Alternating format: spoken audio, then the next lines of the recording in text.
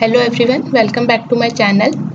आज हम हमारे स्लाइडिंग विंडो प्रोटोकॉल में नंबर ऑफ फ्रेम्स ट्रांसमिशंस कैसे कैलकुलेट किए जाते हैं उसकी नेक्स्ट अप्रोच के बारे में देखेंगे। एक अप्रोच हम ऑलरेडी पढ़ चुके हैं, आज हम इसकी सेकंड अप्रोच देखेंगे and then you will decide कि आपको कौन सी अप्रोच ज़्यादा कंफर्टेबल लगती है और उसके अकॉर्डिंग आप आंसर अपना कैलकुलेट कर सकते हैं आपके एग्जाम के अंदर।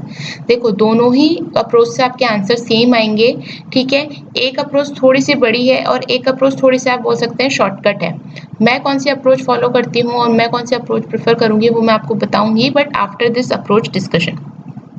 तो आइए स्टार्ट करते हैं question. Station A needs to send a message consisting of 9 packets to Station B using a sliding window where window size is 3 and go back and error control strategy. All packets are ready and immediately available for the transmission. If every fifth packet that A transmits gets lost but no ACK from B ever get lost, then what is the number of packets that A will transmit for sending the message to B? हमें बताना है, हमारा main M क्या है, हमें find out करना है कि जो सेंडर ए है वो कितने नंबर ऑफ फ्रेम्स ट्रांसमिट कर रहा है सेंडर बी को। तो जो नंबर ऑफ फ्रेम्स वो ट्रांसमिट कर रहा है उसके अंदर सक्सेसफुल प्लस अनसक्सेसफुल जो भी ट्रांसमिशन है वो सारे काउंट होते हैं। सबसे पहली बात तो ये ध्यान रखनी है। इसका मतलब क्या है कि अगर सेंडर ए है और सेंडर बी है, ठीक है, यहाँ से कुछ फ्रेम्स इसको ट्रांसमिट की है, यहाँ सपोज ये वाला फ्रेम आपका लॉस्ट हुआ, यहाँ पे कुछ और फ्रेम्स ट्रांसमिट हुए, फिर ये फ्रेम आपका लॉस्ट हुआ। तो हमें फाइंड आउट करना है कि कितने नंबर ऑफ फ्रेम्स ट्रांसमिट कर रहा है या नंबर ऑफ पैकेट्स ट्रांसमिट कर रहा है।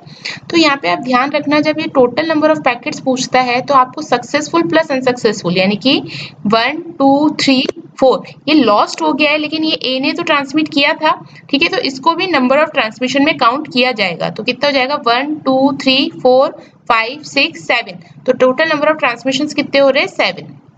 ये हमें फाइंड आउट करना है हमारे क्वेश्चन के लिए।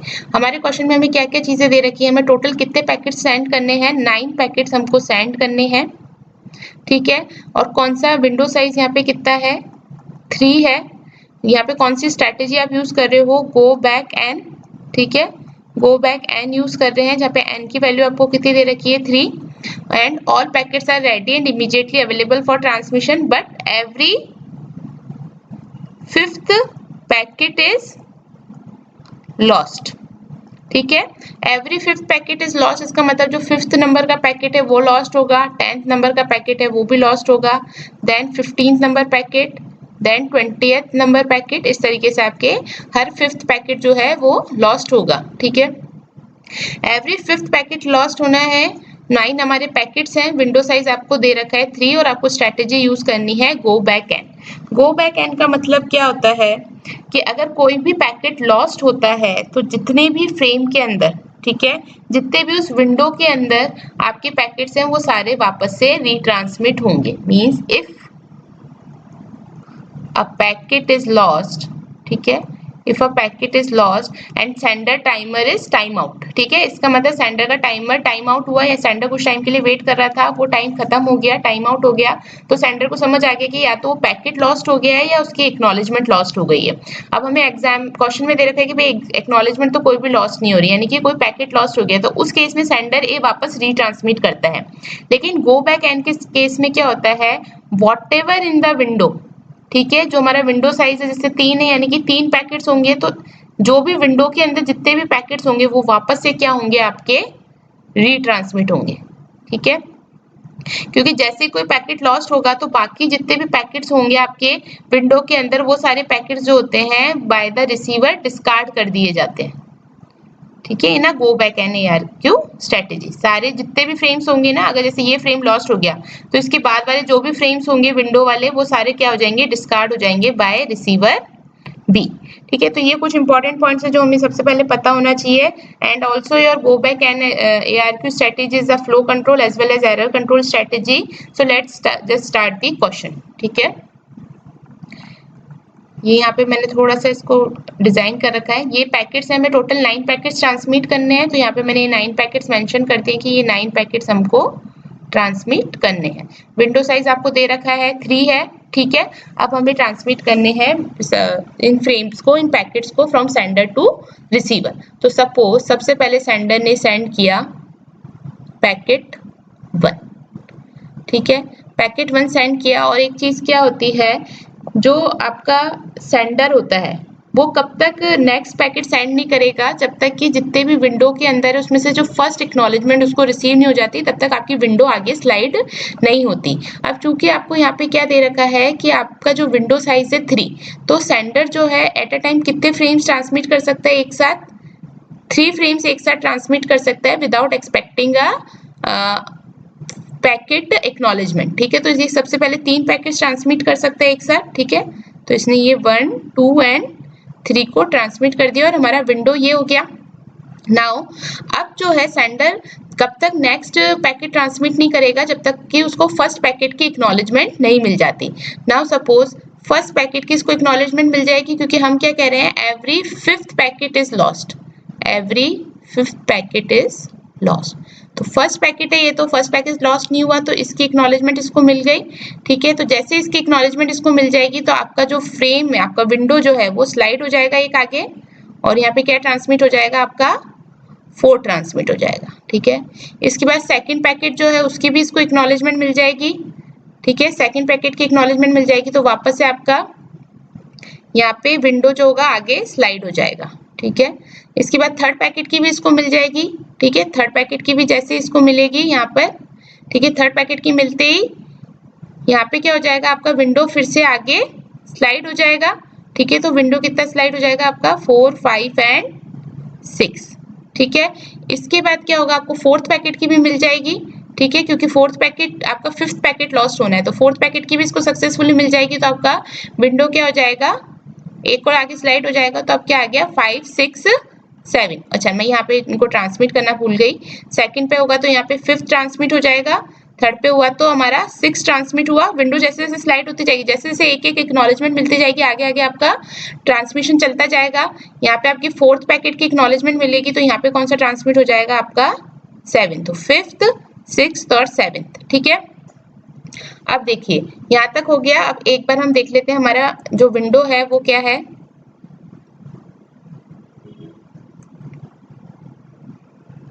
एक बार मैं थोड़ा सा हटा के आपको बता देती हूँ, ओके। अब देखिए, अब हमारे विंडो के अंदर कौन कौन से फ्रेम्स हैं, 5, 6 एंड 7, ठीक है। ये 3 फ्रेम्स हैं। अब सेंडर एक्सपेक्ट कर रहा है कि रिसीवर जो है उसको 5th पैकेट की एक्नॉलेजमेंट सेंड करे, लेकिन हमको क्वेश्चन में क्या गिवन है, every 5th packet is lost, means this packet is lost. तो इसकी एक्नॉलेजमेंट सेंडर को नहीं मिलेगी। सेंडर एक टाइमर चलाएगा, यहाँ पे वेट करेगा आपके 5th पैकेट की एक्नॉलेजमेंट का, लेकिन जैसे टाइम आउट होगा तो सेंडर को क्या समझ में आ जाएगा कि पैकेट लॉस्ट हो गया है। पैकेट लॉस्ट हो गया है, तो पैकेट लॉस्ट हो गया, इसका मतलब हम कौन सा यूज कर रहे हैं, go back NARQ। Go back NARQ में क्या हो गया, अगर कोई भी पैकेट लॉस्ट होता है तो जितने भी विंडो के अंदर पैकेट्स हैं वो वापस से रीट्रांसमिट होते हैं, यानी कि 5 भी रीट्रांसमिट होगा वापस से, 6 भी रीट्रांसमिट होगा एंड 7 भी रीट्रांसमिट होगा। And what about this packets, क्योंकि ये पैकेट्स तो सक्सेसफुली जा ही रहे थे, लेकिन ये पैकेट्स जो होंगे डिस्कार्ड हो जाएंगे आपके रिसीवर के थ्रू, ठीक है। अब देखिए 5, 6 और 7, ठीक है। अब ये पैकेट्स गए, तो अब आपकी किसकी आपको एक्नॉलेजमेंट मिलेगी, 5th की एक्नॉलेजमेंट मिल जाएगी, ठीक है। 5th की जैसे एक्नॉलेजमेंट मिल जाएगी तो ये विंडो आगे स्लाइड हो जाएगा, आगे स्लाइड होगा और कौन सा फ्रेम ट्रांसमिट हो जाएगा, आपका 8th फ्रेम ट्रांसमिट हो जाएगा, ठीक है। अब यहाँ पे आप देखिए 1, यहाँ पे अगर आप देखें तो 1, 2, 3, 4, 5, 6, 7, 8, 9 और 10। ये जो 7th पैकेट है ये कौन सा पैकेट है, आपका 10th पैकेट है, ठीक है। मैंने आपको बताया कि पैकेट्स कैसे कैलकुलेट करने, सक्सेसफुल प्लस अनसक्सेसफुल।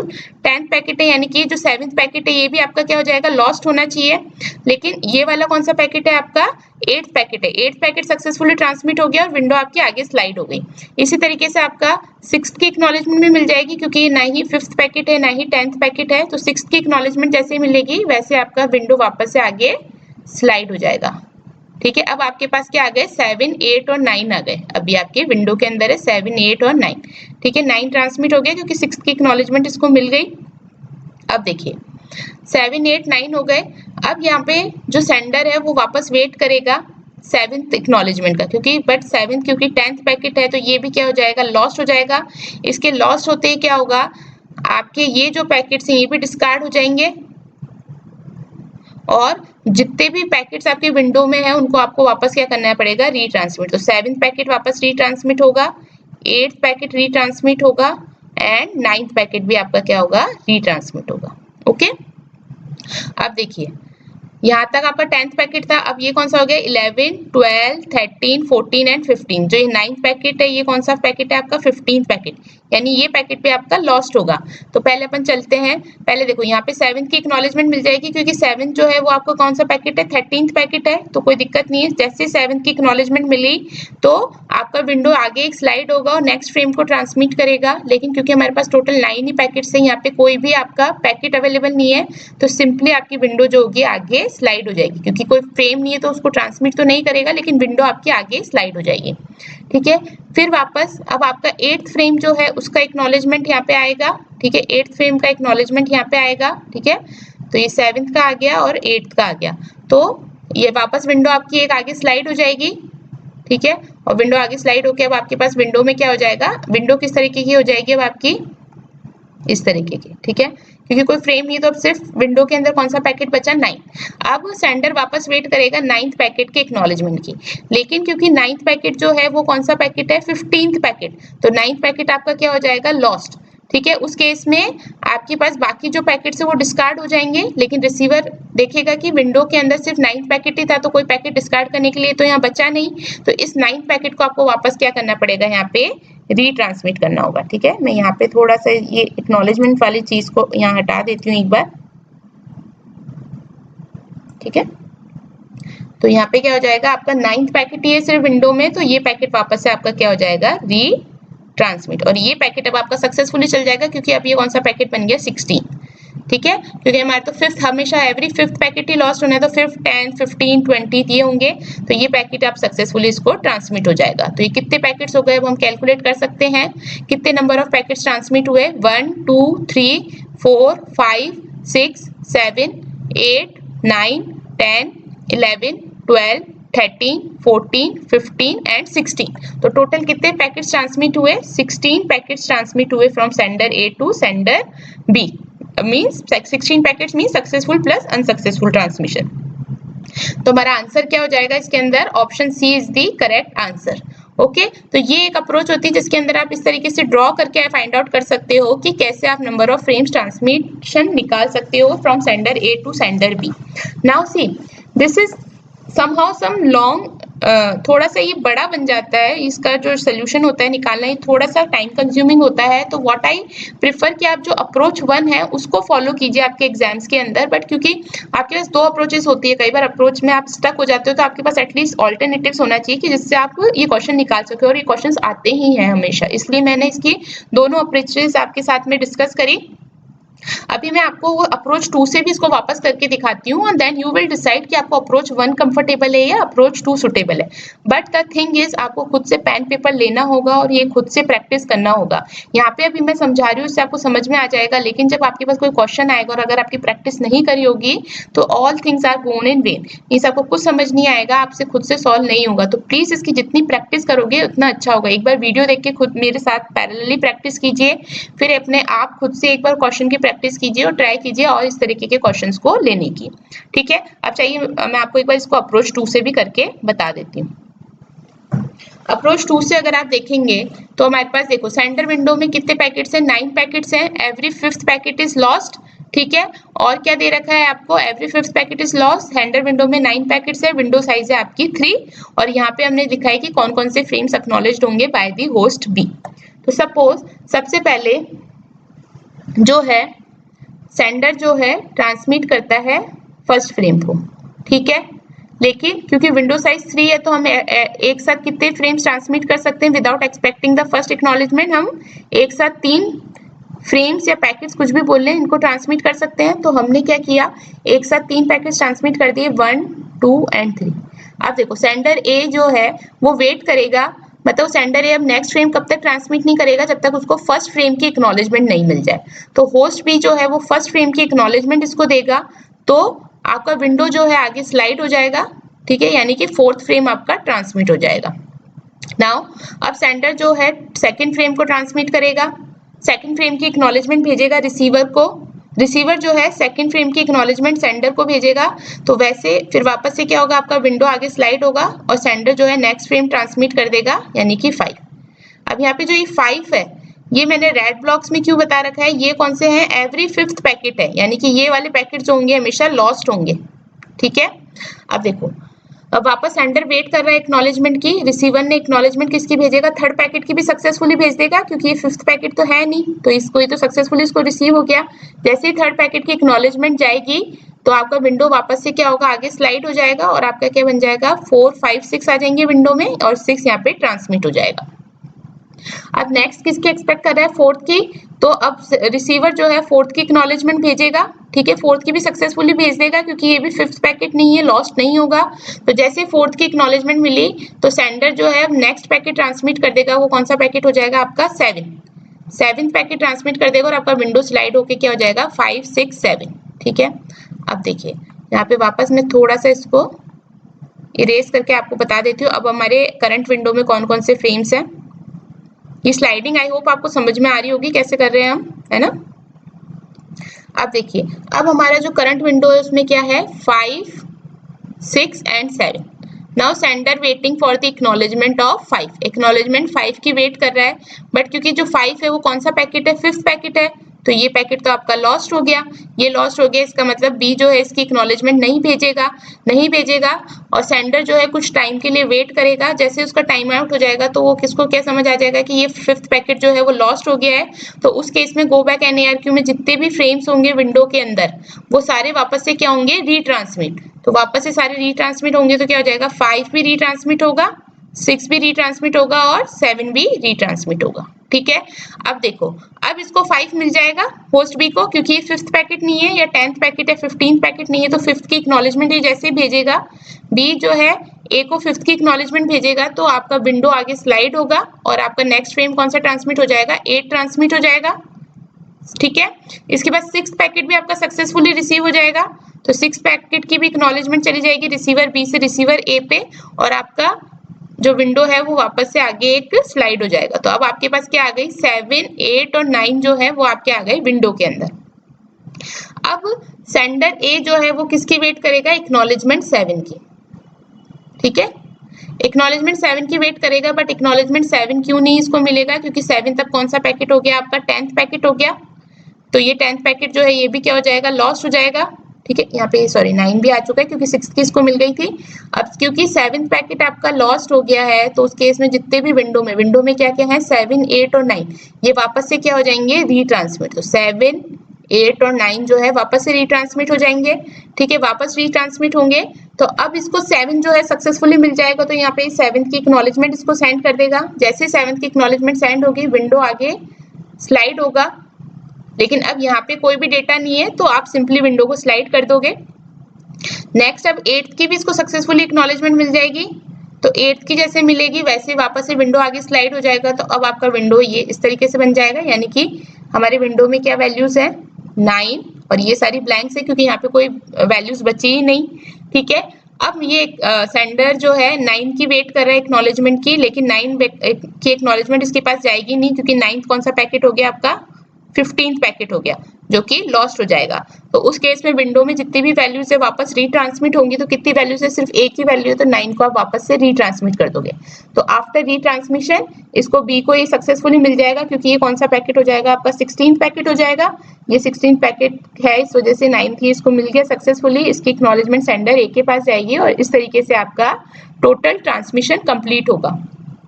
अब यहाँ पे भी अगर आप कैलकुलेट करेंगे तो कितने नंबर ऑफ पैकेट्स रीट्रांसमिट नहीं, कितने नंबर ऑफ पैकेट्स का ट्रांसमिशन हो रहा है, 1, 2, 3, 4, 5, 6, 7, 8, 9, 10, 11, 12, 13, 14, 15, 16। तो यहाँ पे भी आपका आंसर क्या आ रहा है, 16। तो आप चाहे इस अप्रोच से कीजिए चाहे इस अप्रोच से कीजिए, दोनों ही अप्रोच से आपका आंसर सेम ही आएगा। बट व्हाट आई प्रिफर कि एग्जाम में आप ये वाला अप्रोच फॉलो कीजिए, क्योंकि ये अप्रोच थोड़ा शॉर्ट होता है और इसमें बहुत इजीली हो जाता है अंडरस्टैंड करना। इस वाले में थोड़ा सा ये एजेस पे उन सब पे ध्यान देना ज्यादा पड़ता है और थोड़ा सा टाइम कंज्यूमिंग है, जबकि ये वाला जो हमारा फर्स्ट अप्रोच था ये थोड़ा सा शॉर्टकट है और ईजी टू प्रिडिक्टेबल है। तो कोशिश कीजिए कि आप इसकी प्रैक्टिस ज़्यादा करें, क्योंकि ये बहुत इजीली आप निकाल सकते हैं। तो इस वीडियो में बस इतना ही। अगर अच्छा लगा है वीडियो तो प्लीज़ लाइक कीजिए, सब्सक्राइब कीजिए। क्वेश्चन बहुत इंपॉर्टेंट है और काफ़ी चांसेस होते हैं इस क्वेश्चन के एग्जाम में आने के। तो प्लीज़, बट ये क्वेश्चन आप तभी सही कर सकते हैं जब आप खुद से पेन पेपर लेके आप अपने आप सॉल्व करने की प्रैक्टिस करेंगे। तो आई होप ये वीडियो अच्छा लगा होगा। ये क्वेश्चन किसी तो गेट एग्जाम में आया था, इसलिए मैंने ये क्वेश्चन लिया है। ठीक है, अब हम दूसरा देखेंगे, सेलेक्टिव रिपीट में हम कैसे कैलकुलेट करते हैं। तो thank you everyone, that's it for this video.